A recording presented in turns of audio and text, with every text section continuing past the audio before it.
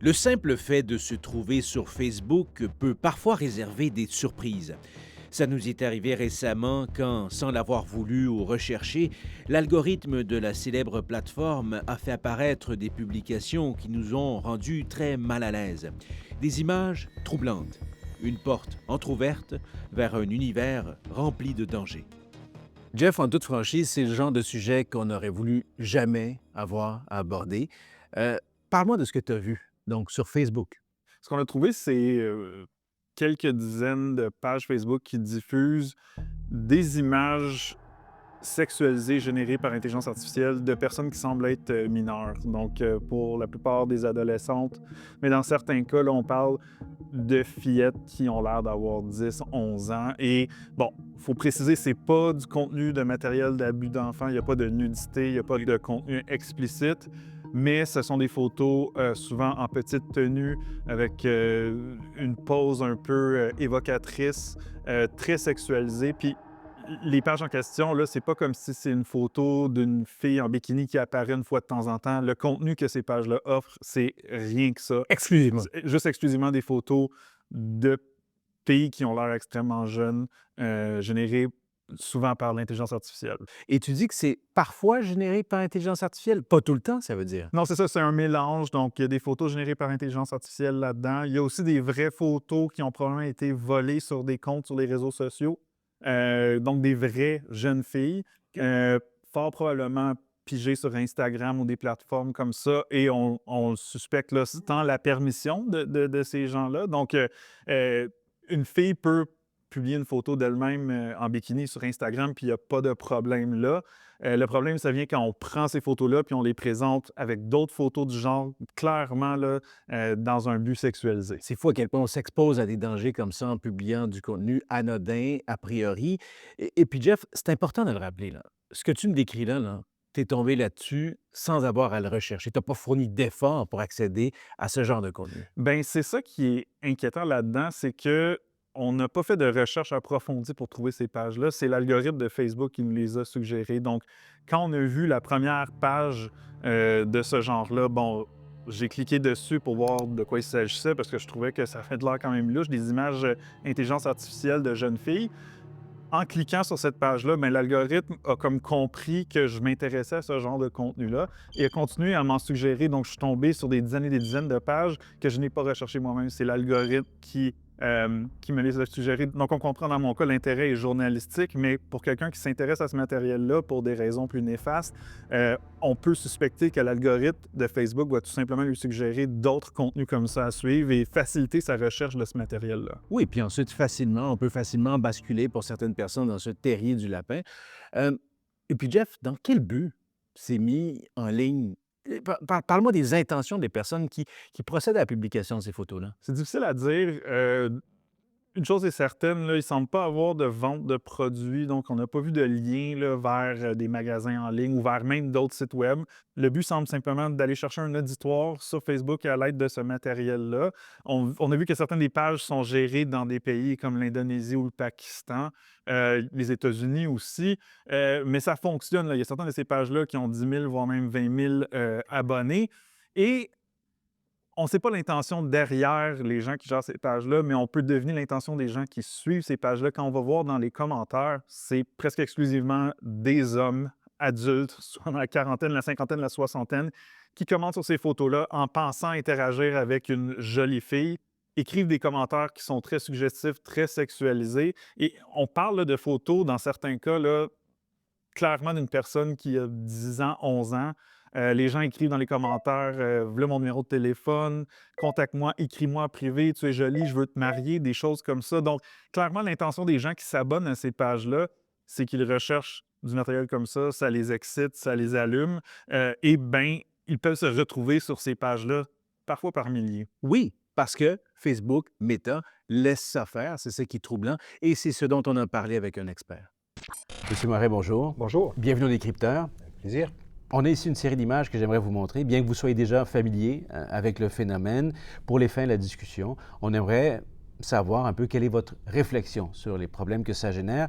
Notez dès le départ que ce sont des images pour lesquelles on n'a pas dû fournir un effort considérable. Ça nous est fourni par l'algorithme de Facebook. C'est ça qui est déroutant, désarmant dans ces cas-ci. Alors, je vais commencer par une première photo. Il s'agit, dans bien des cas, d'images de jeunes personnes, difficile de déterminer l'âge, mais qui ont été générées entièrement par intelligence artificielle. On voit au premier coup d'œil, pour ceux qui ont l'œil un peu averti, qu'il s'agit d'intelligence artificielle.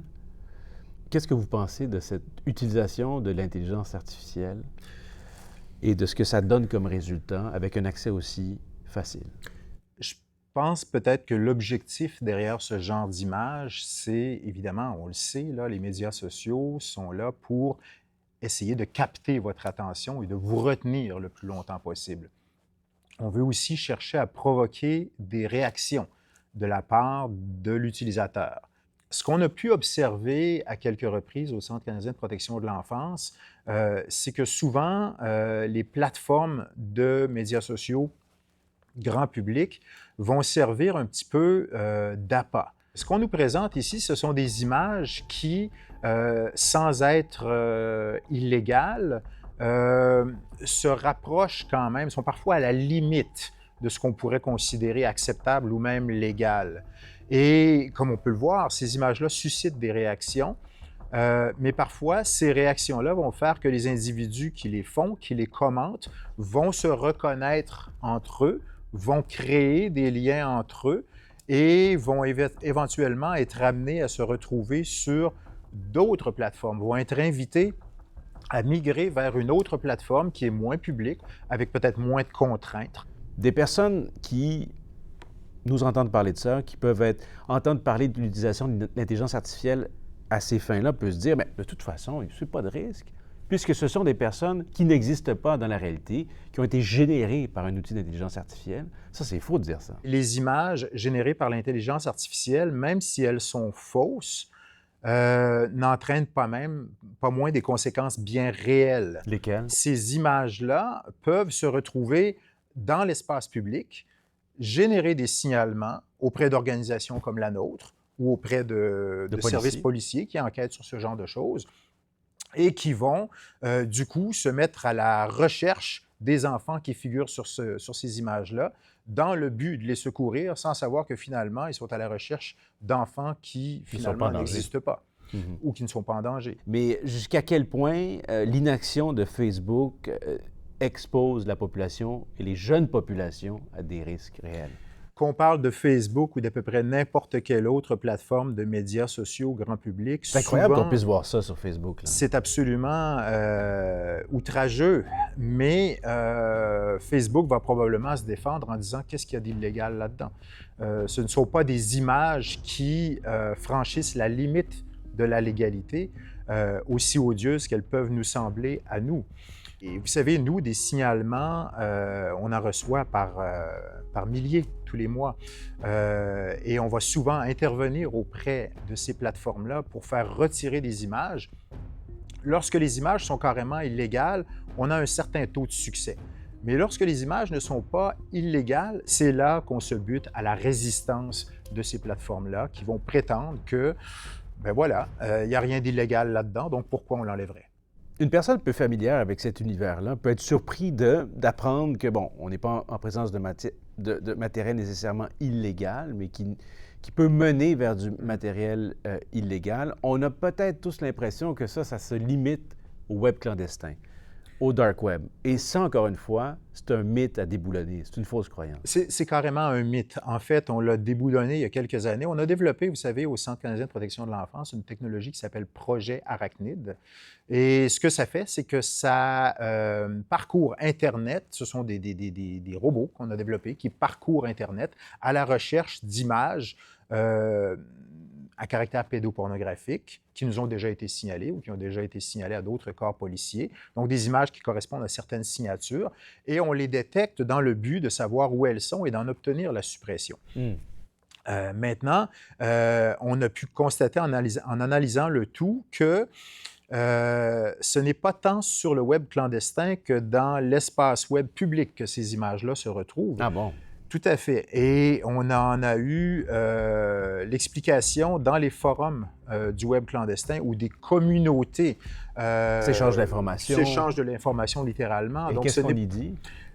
on y dit où trouver ces images-là. Ah bon? Et c'est là qu'on va retrouver des liens qui vont vous mener directement à des collections qui ont été comprimées et mises à disposition, qu'on va vous donner les mots de passe pour déverrouiller tout ça et avoir accès. Mais c'était dans le web conventionnel. Absolument. OK. Absolument. Est-ce qu'il y a des initiatives qui existent ou qui pourraient exister, qui sont à notre portée, qu'on pourrait mettre en place pour contrecarrer, freiner, stopper ce genre de phénomène? Je pense que la solution passe par une meilleure réglementation de l'espace numérique par les gouvernements. Ces crimes-là se produisent sur des plateformes que nos enfants utilisent tous les jours, plusieurs heures par jour. Je pense que les gouvernements devront intervenir pour mettre ces entreprises au pas et faire en sorte que leur plateforme ne soit plus aussi facilement utilisée pour commettre des crimes contre les enfants. Après que nous ayons signalé ces comptes à Facebook, ils ont tous été supprimés. Un porte-parole de Meta, maison mère de Facebook, nous a écrit ceci. Nos politiques interdisent toute sexualisation de mineurs, qu'elle soit générée par l'IA ou non, a-t-il déclaré, en ajoutant que Meta a développé des outils de détection et effectue régulièrement des signalements auprès des autorités compétentes. Le porte-parole de l'entreprise affirme aussi ceci. Nous avons supprimé les comptes concernés et prendrons des mesures contre tout autre compte ou contenu qui viole nos politiques.